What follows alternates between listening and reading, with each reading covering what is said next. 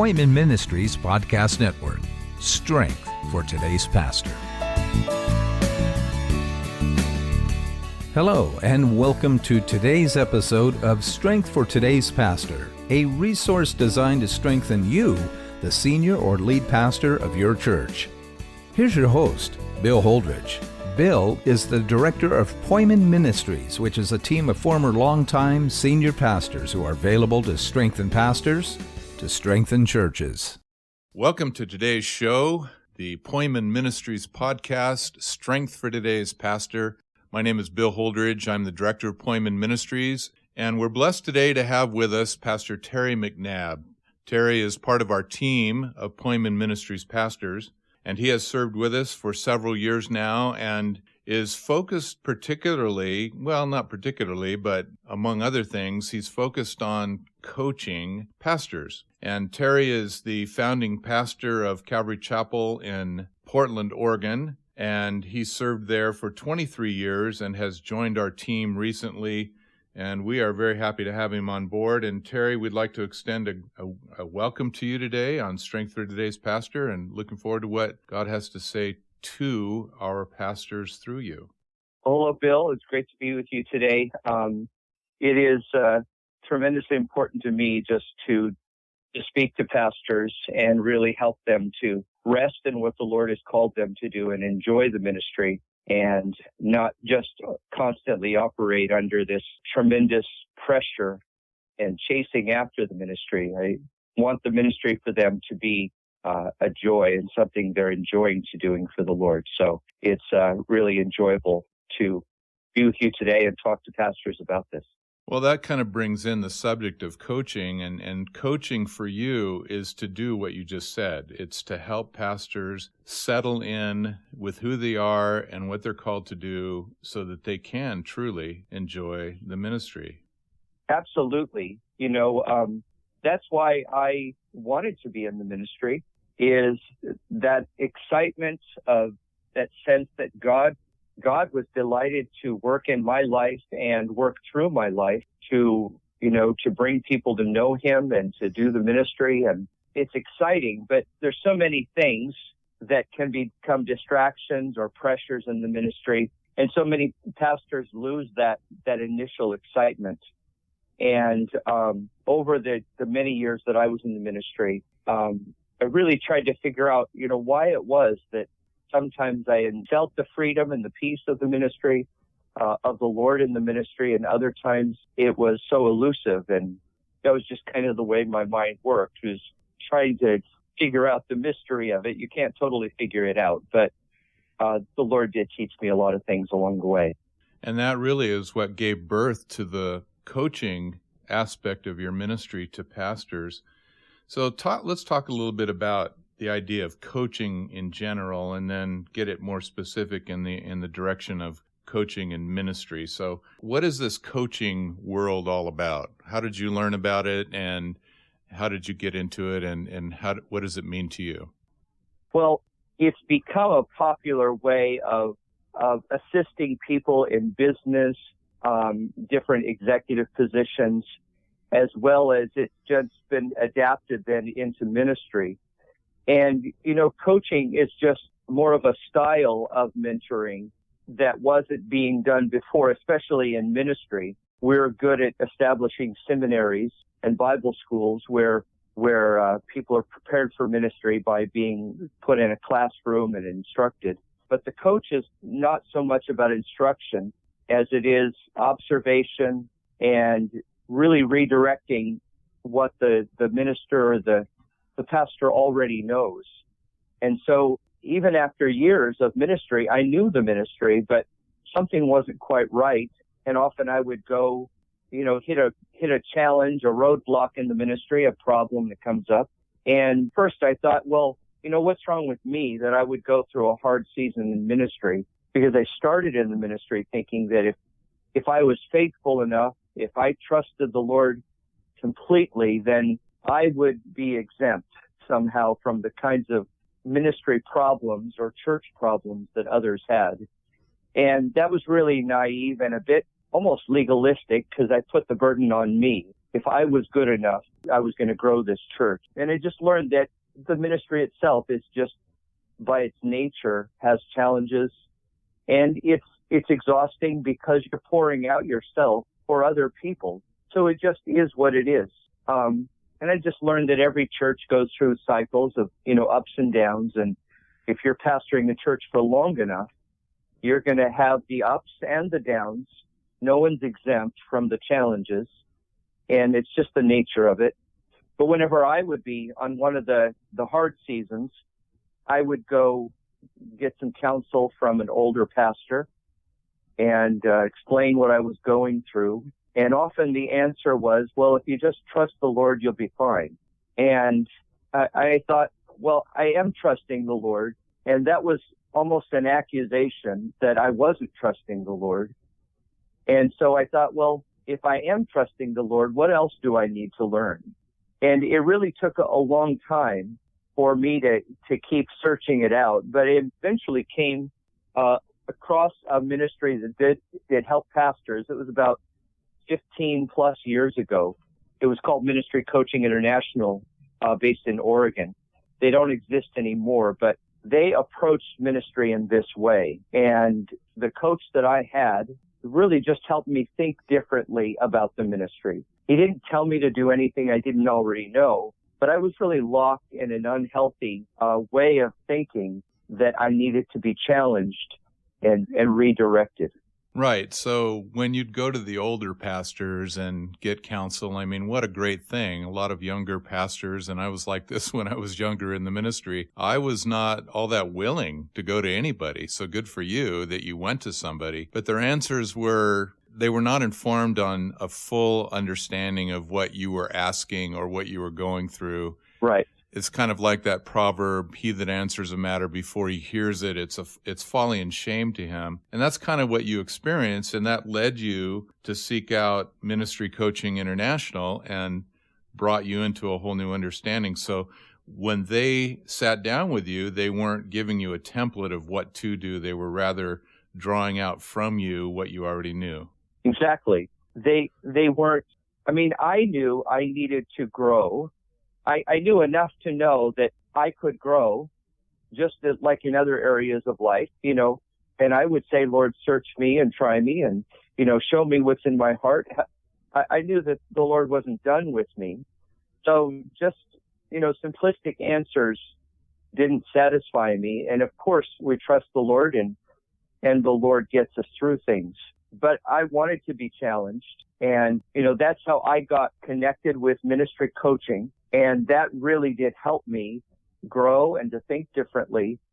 And then over the years, I've been able to help other pastors that I could recognize they're in the same cycle that I was in, a bit stuck, a little bit discouraged, and just not sure what to do or think differently. Right. So this coaching experience that you had was really another set of eyes on your situation, but they were different from the pastors that you went to, is that they had the time, right, and they were able to be focused specifically on you and what you needed and what you were asking and what you needed to discover.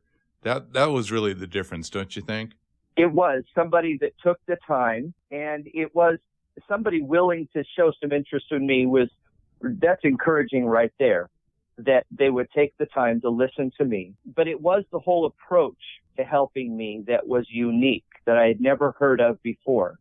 And it automatically forced me out of my rut and my routines to not rely on formulas or programs, but to rethink what the Lord was doing and to put it into action in a different way. So the games began. The games began, so to speak. And you started on this whole process, and it was very helpful to you. And I'm just going to say something to the pastors that are listening right now, Terry, and that is that we have learned as Poimen Ministries pastors to enter into the life at the invitation of the pastor. We've learned to enter into the life of the pastor and adopt this similar sort of approach. Terry, with whom I'm speaking right now, has been very helpful to all of us to kind of adopt more of a coaching style in our conversations with pastors. And it's been very illuminating, very helpful. I know to me, Terry, to have learned these things from you, but I know for the other guys as well. And so we are available. Terry's available. We're available to have this kind of a coaching relationship with any pastor who really feels like they could benefit from it. And, it's just a joy. It is really amazing, and it is a blessing to join up with Poimen and get out there and connect with pastors. And the relationships I've developed with all the Poimen pastors and the pastors that we have been able to get out and help. And I feel that we're on the right track. We're accomplishing something that's very needed. So while at the same time preserving anonymity and all those kinds of things, confidentiality, maybe you could think of a situation and give us a short version of a coaching relationship that illustrates kind of what happens and illustrates the desired end of the process.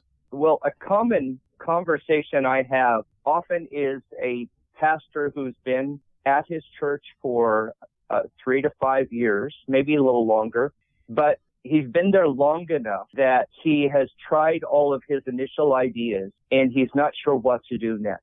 Maybe his biggest problem is the church is growing, and maybe the Lord is working, and his 20 people have become 100 people at the church, and simply having a Bible study and a potluck once in a while is not enough. Now I have to develop the organization, and those are more the practical things to serve the church. I need a youth pastor, and things are growing, but now he has to think in more of a strategic or organizational way.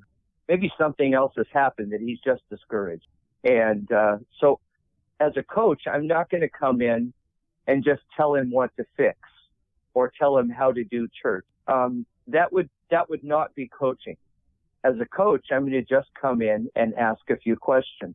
And the typical scenario is I'm going to say, tell me what's going on. Why are you discouraged? And he tells me his story. And it's often a similar story to what I've heard before. And then I'll say, well, are you sure that God called you to be in the ministry and at this church in this city at this time?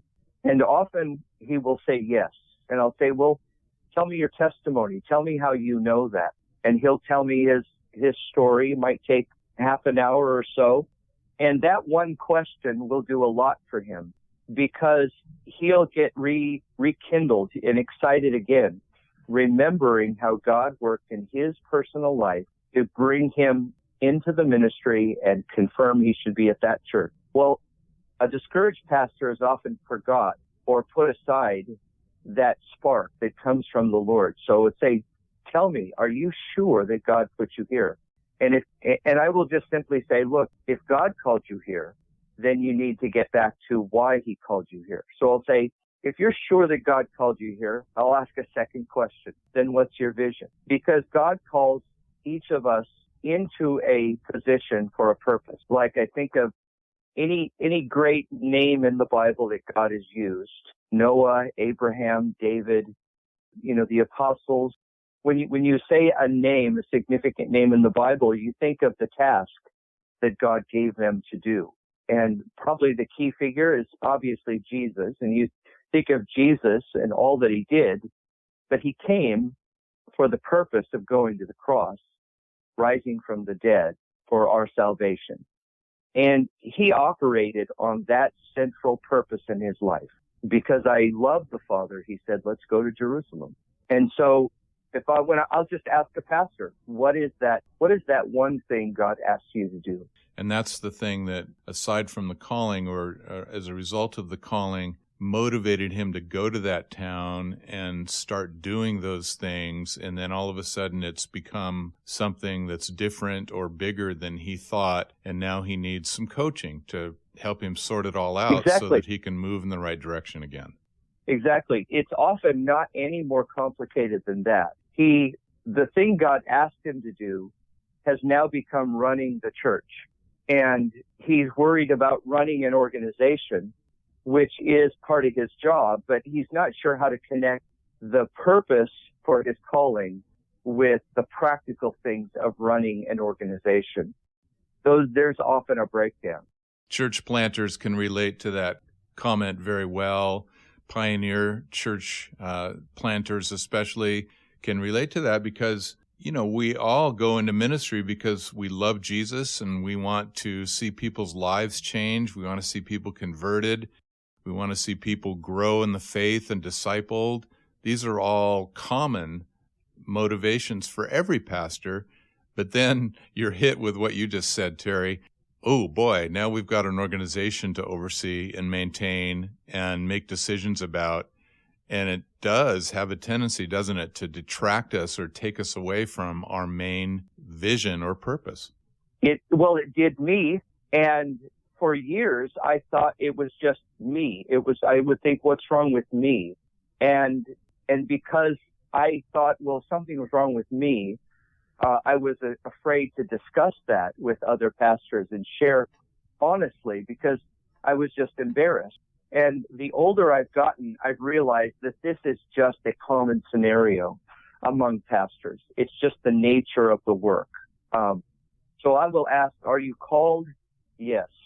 What's your vision? Is that God-given purpose? And in Calvary Chapel, the typical Calvary pastor will say, well, I want to teach the Word. And that has been what we're known for. It's been the thing that Pastor Chuck taught us and probably our greatest tool for changing lives. But what I'll share with that young pastor is Bible teaching is not a vision. It's a means to a vision.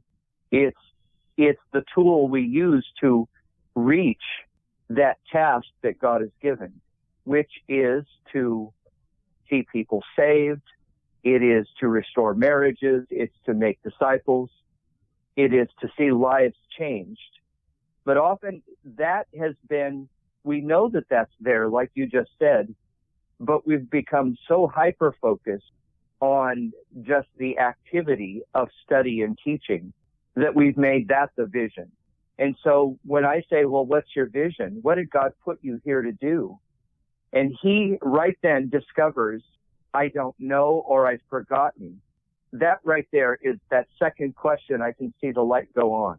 And he goes, oh, and there's almost a relief to realize it was that simple. And if he says, well, I'm not sure what my vision is. And frankly, for many pastors to write a simple vision statement is difficult. It's like pulling teeth.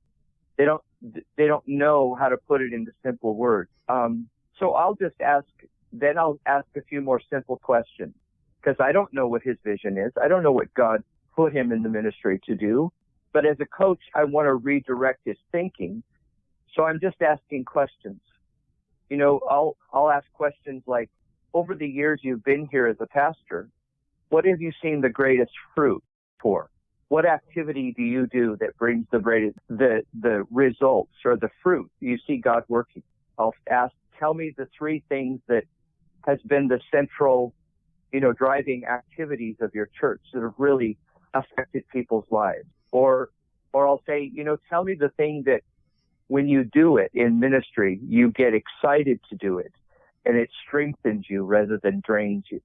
Those are great questions. Those are the kinds of questions that every pastor, we all need to be thinking about. Wonderful questions. And what I'm hearing you say, of course, is very clear. But on the other hand, these questions and my answer to these questions is going to force me to decide. And I have to make a number of decisions to say no to certain things from here on out and then say yes to certain other things.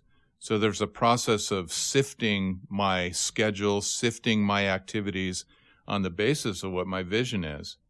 Absolutely. And so right there, within a short conversation, we've discovered a change in thinking that needs to happen, but also it also tells me automatically what activities need to change in my life or in the church.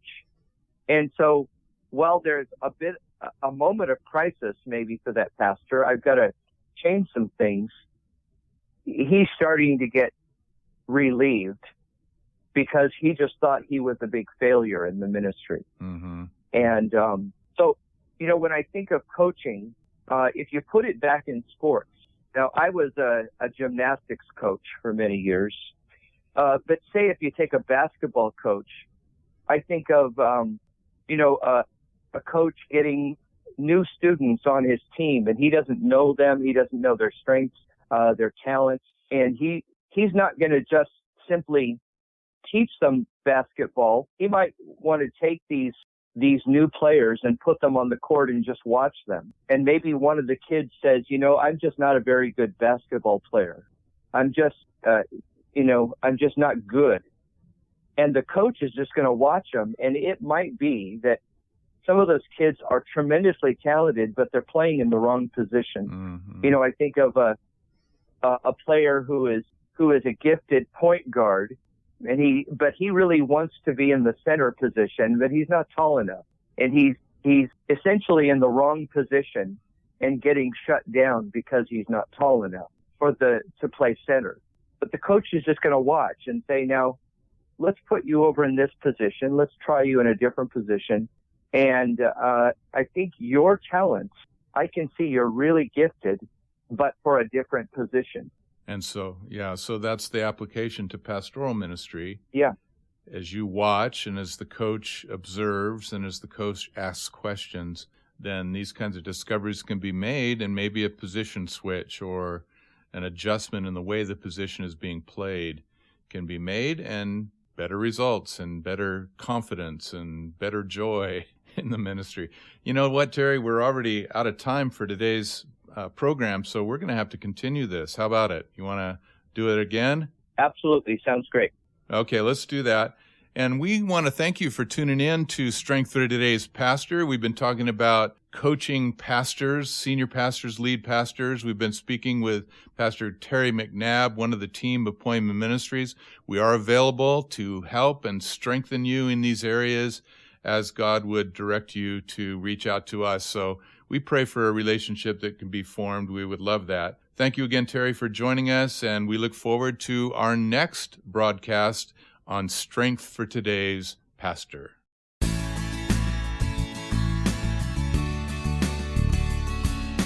Strength for Today's Pastor is sponsored by Poimen Ministries. You can find us at poimenministries.com. That's spelled Poimen ministries.com. If something in today's program prompts a question or desire to connect with us, or if you have a comment or a topic idea for a future episode, just shoot us an email at strongerpastors@gmail.com. That's strongerpastors@gmail.com. Until we meet again, may you continue to be a strengthened pastor.